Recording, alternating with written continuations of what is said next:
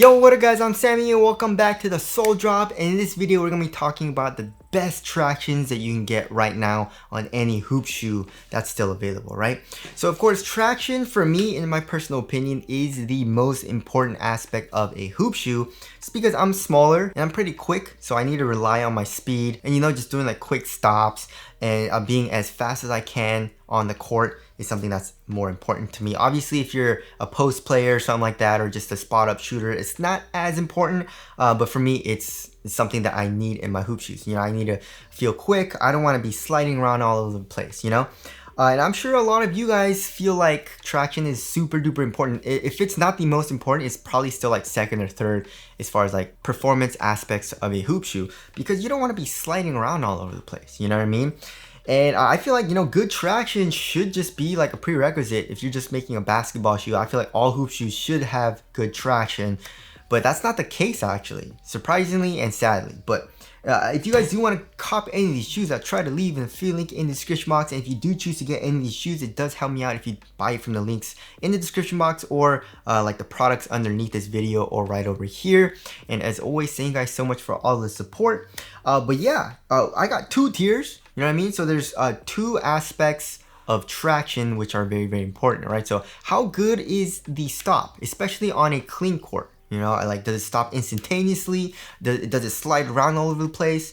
So that's the first aspect. Second is it good on dust? Because I mean, we're not in the NBA. We're not playing on super duper clean courts. Apparently though, the NBA courts aren't even that clean. I mean, they're probably cleaner than normal, but I have some people that are, regularly on NBA courts, like John, and he said it's actually not that clean. But anyways, I'm sure most of us are playing on a pretty dirty court. 24-hour fitness, LA Fitness, we play for fun or whatever, and it's really, really dirty. And how does the traction perform on a dirty court, right? Does it pick up dust quickly? Is it easy to wipe off? And does it bite through dust well? So I'm gonna try to answer all of that. Like I said, I do have two tiers. So second tier is like, it has an amazing bite, but it might pick up a little bit of dust, or just like one of the categories, it's not as good. But of course, first tier, this traction is absolutely amazing, and it has an amazing stop, bites through dust really well too. So anyways, let's get started off with the second tier, and we got the 808-3 Ultra, right? So we have three versions of the 808-3 Ultra. We got the regular 808-3 Ultra, the 808-3 Ultra V2, which is the high top, kind of looks like the Kobe 9, and then we have the 808-3 Ultra V2 Low, which is kind of like the new version of it with a different material. But yeah, they all have the same exact outsole pattern and pretty much the exact same outsole rubber compound, right? So all of them have an amazing stop on a clean court, and also really, really loud squeak. So you should be fine on a clean court in all of them, but it does pick up a little bit of dust. You know what I mean? So if you're playing on a dirty court, it does pick up dust and starts to slide around just a tiny bit, but if you do keep up with your wipes, you should be good to go. And it's a very, very easy wipe, so it's not even that big of a deal, but it does pick up a little bit of dust, so that's why it's in the second tier. All right, next we got any shoe from Under Armour with flow. So like the Curry 11, the Spawn Flowtro, the Curry Spawn Flowtro. We have the Curry 4 Low Flowtro, the Curry 4 Flowtro, the Curry 2 Low Flowtro, Curry 1 Low Flowtro, the Flow Future X. So yeah, I mean, they're all pretty much the same exact pattern as well. But if you are playing on a clean court, it's an instantaneous stop. You pretty much stop like instantaneously. Like, you just stop and it hurts almost because it stops so dang hard, right? But the reason why it's in second tier is because it does pick up a little bit of dust, and it does start to slide around a good amount, comparing to other shoes that aren't affected by dust too much. So just be careful with that if you're playing on a super dirty court. If you're playing on a moderately dusty court, you should be fine, especially if you keep up with your wipes, but just be careful on the dirty court, right? All right, next we got the Adidas Harden Volume 8. So it has an amazing stop again, like if you're playing on a clean court, you're gonna have amazing stops. You don't really have to break it in either, but it does pick up a little bit of dust, right? So just be careful with that. But like I said, just like the 808-3 Ultra, if you keep up with your wipes, you should be good to go. It doesn't even pick up dust that quickly either. But like I said, because it does pick up a little bit of dust, that's why it's in the second tier, right? All right, next we got the Nike Zoom GT Cut 3. Same thing. If you're playing on a clean court, amazing stop. And also, this shoe has a freaking loud squeak.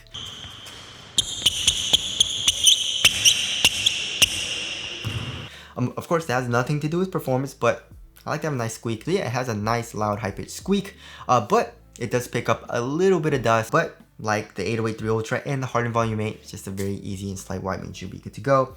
And last but not least, in the second tier, we got the Nike KD17, right? So I'm still testing it out and I'm still playing in it, but I did want to include it in this list because it has a really nice bite, guys. If you're playing on a clean court, you have a really good bite, but it does seem like it is picking up a little bit of dust. It doesn't seem terrible, and it doesn't seem nearly as bad as a KD16 from my personal experience. Like I said, I'm still testing it out, so just take that with a grain of salt. For the most part right now, since I've been playing in it, the KD17 has had extremely good traction, especially with that fully translucent outsole that I have, right? So anyways, now moving on to the first tier. These are amazing traction patterns. And let's start it off with the Wade Flash. So it's only $100 and it's one of my favorite hoop shoes right now, right? It's also the lightest hoop shoe that you can get right now as far as overall weight goes. Super minimal, also the most well-ventilated shoe that you can get. But anyways, the traction is absolutely amazing. You're gonna have an amazing bite on the clean court, and also it does not pick up that much dust. It just bites through dust extremely well. I have a couple of colorways of that shoe as well, and the solid white rubber or just the solid rubber outsoles that I've been playing in have had really good bites. So definitely don't sleep on the Wade Flash, especially since it's only $100, right? All right, next we got one of the best hoop shoes of the past years. It's a GOAT performer, you know what I mean? And it is the Adidas AE1. So the AE1 is a little bit better than the Harden Volume 8 because it just picks up less dust, you know what I mean? I was playing in both of the shoes at the same time, and the AE1 was definitely picking up a little bit less dust, you know? So if you're playing on a clean court, it's one of the best stops, hardest stops you can get. It doesn't stop as hard as Flow, of course, but it just has an amazing stop. And also, it bites through dust extremely well, right? And if it does pick up dust, it doesn't pick up that much dust, but if it does pick up dust, it's just a very easy and slight wipe, and you should be good to go. So for the AE1, if you want to feel really quick on your feet, it's an amazing shoe, right? All right, next we got the Nike Jaw 1. The Jaw 1, I guess I'm waiting for the Jaw 2. I feel like the Jaw 1's been out for a while. I really hate how Nike price gouged the hell out of that shoe too. It started at like $110, and somehow it's like $140 for some of the colorways of the Jaw 1, like $140, $130. So I don't know what happened there, but anyways, the traction is really good. You know, you have an amazing bite on the colorway that I had. Just really good bite on a clean court and bit through dust extremely well too. So I didn't really have any issues with the Jaw 1. So there's that. Next we got the GT Cut Academy. So the cheaper or budget version of the crazy expensive $190 GT Cut 3. You know what I mean? But anyways, the GT Cut Academy is like $90, I think, $100 or something like that. Super duper cheap, but it has that herringbone traction pattern. It's a little bit closer together than the GT Cut 3, but it has an amazing bite. It picks up pretty minimal dust as well. I would say it picks up a little bit more dust than all the other shoes in the first tier, but it's still pretty dang minimal. It's a very easy wipe. So the GT Cut Academy, really nice, especially for the price, right? All right, next we got the 361 Degrees Big 3 5.0 Quick Pro. Yeah, they gotta work on that name. It's just way too long, and yeah, I feel like a lot of people, you know, just the regular consumer is gonna be like, what the heck, you know what I mean? But anyways, it surprised the hell out of me, right? So I have a couple of colorways of that shoe, and the first colorway that I got was like it was half solid and half translucent rubber. You know what I mean? So that shoe, right, when I was playing in it, it was really nice when I was playing on a clean court, but did pick up a good amount of dust, right? And I had to wipe pretty frequently. But I had a friend, Richie, and he was actually playing in a solid rubber. And also I got another colorway of it in, and it's a fully solid rubber outsole, and it just has an amazing bite, and also picked up a lot less dust. So yeah, that's why I put it in the first tier. So just make sure you get the solid rubber outsole, and if you do, you're gonna have an amazingly hard stop, picking up very minimal dust as well. And also the overall shoe is extremely nice, right? All right, next we got the Player One Plus. You guys already know that shoe is absolutely amazing. It feels like a Kobe 11 or a Kobe 9 with a drop-in midsole. It looks absolutely amazing, especially with the colorways that are coming out. And the traction, it just does everything very well. Not only does it have an amazing bite on a clean court, it's an extremely hard stop, you know, like one of the hardest stops that you can get on par with the AE1. Also, it has a nice loud high-pitched squeak. Of course, it has nothing to do with performance, but nice squeak, and picks up extremely minimal dust, which is absolutely amazing. And also, it's gonna be good for outdoor use. It has really hard rubber, thick grooves, deep grooves, so it just does everything well for traction. So there's the Player One Plus, and next we got the Serious Player Only Ranger 1, which is their new shoe.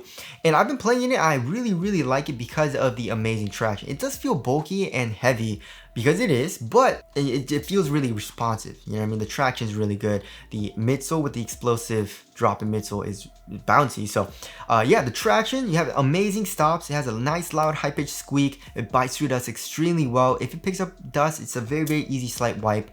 And also you should be good on the outdoor court. And also another plus about that outsole is that it has a kind of like a rounded shape, almost like an outsole curvature. So that kind of keeps you on your toes or like on the balls of your feet a little bit more, just like in the old school Kyrie. It's not like the Kyrie 2 and 3 and 4. Those are a little bit more pronounced for the outsole curvature, but like the Kyrie 5, 6, and 7, where it has that outsole curvature and you get better grip when you're on the balls of your feet a little more, you know, so that feels extremely nice. All right, next we got the Li-Ning JB2. So if you want one of the hardest stops for like an outsole, the JB2 is one of the hardest stops, right? So like I mentioned before, we got the AE1, the Player One Plus, which all have really hard stops, but the JB2 stops on par with the flows. You know what I mean? Like the Curry flows. That's how hard it stops, but it's using rubber. You know what I mean? So yeah, flow is just, you know, just a midsole material, but the JB2 is actually using rubber, which would obviously be better for durability. So you have an amazing stop, picks up very minimal dust as well. So the JB2 has amazing traction. Next is a shoe that surprised the hell out of me. It's one of my favorite hoop shoes to hoop in as well,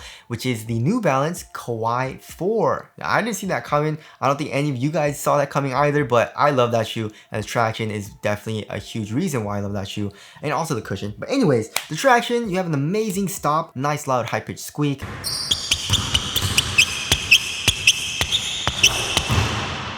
So the Kawhi 4, really nice. And last but not least, we got the Rigor AR1. As you guys all know, it's amazing, guys. And make sure to not get the translucent, right? I have one colorway, I forget what it's called, the Galaxy or Milky Way or something like that. That one is fully translucent and it does pick up a good amount of dust, right? But all the other colorways that I have that have like a solid rubber outsole have had amazing traction. One of the hardest stops, right? So as far as like the hardest stops go for like rubber outsoles, I would say the AR1, the JB2, the Player One Plus, and the AE1 have the hardest stop, you know what I mean? And yeah, the AR1 just amazing stop. It also picks up extremely minimal dust. It does not pick up dust very much at all, which of course is a good thing too. So anyways, that about wraps it up. And those are all the shoes that have amazing traction. Hope this video helped you guys out. And again, if you guys do want to get any of these shoes, I'll try to leave the link in the description box. But that's it. Thank you guys for watching, and I'll see you guys in the next one.